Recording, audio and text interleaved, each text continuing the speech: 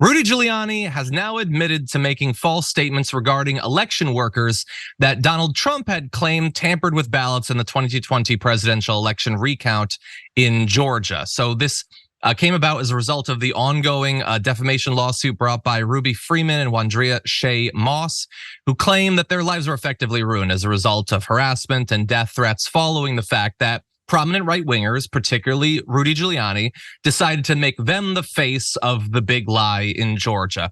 If you don't recall the lies that were told, here is a little catch up. Quite obviously, surreptitiously passing around USB ports as if they're vials of heroin or cocaine. I mean, it's obvious to anyone who's a criminal investigator or prosecutor, they are engaged in surreptitious illegal activity again that day. And that's a week ago, and they're still walking around Georgia lying. How can they say there's no fraud? Look at that woman. Look at her taking those ballots out. Look at them scurrying around with the ballots. Nobody in the room, hiding around.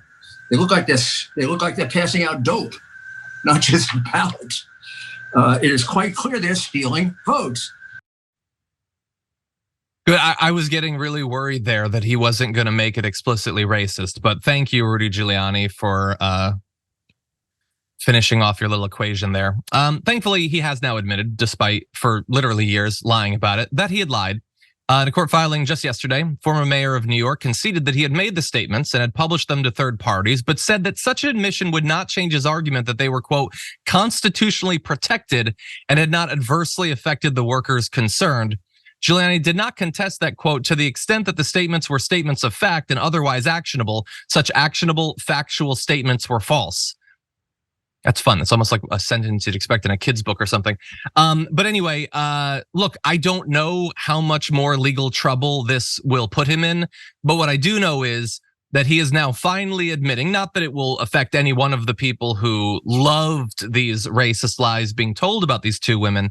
They knowingly lied about them. They effectively ruined their lives, ruined their careers, drove them out of the lives that they wanted to live so that they could have a tiny little chance of Donald Trump remaining as president. It absolutely sucks. This is not justice, JR, but at least now he's admitted it.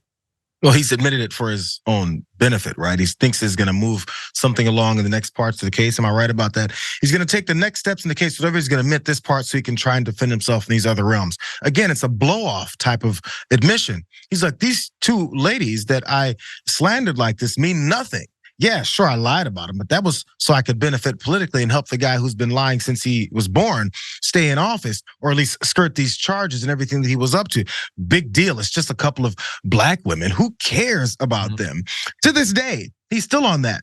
He thinks people are going to listen enough to say, yo, whatever it is that now Rudy Giuliani is admitting to lying about just means nothing. How much do they talk about how people lie about things in politics and how it's devastating? And look at these lies of the Biden administration and the Biden family. Sure, all these politicians have lied. They lie all the damn time. But now that it's you lying about it in court, admitting how you lied and slandered certain people because you want to tip the scales of the election in favor of your idiot president, then somehow this is just something we should not care about anymore. It's another example of how they think they can admit the worst things that they do in society and throughout our country, and the effects on the way that we see things in reality mean nothing. I can admit it and move on to the next step.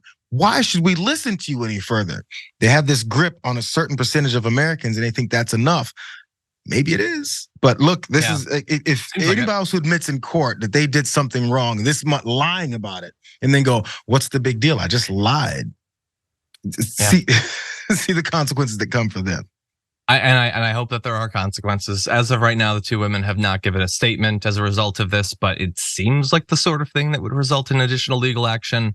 Stay tuned to find out. For more political news breakdowns, interviews, stories of activism, and me trying my hardest to care about the occasional big celebrity news story, subscribe to our YouTube channel at youtube.com/The Damage Report. And you can ring the bell wherever it is so you don't miss anything.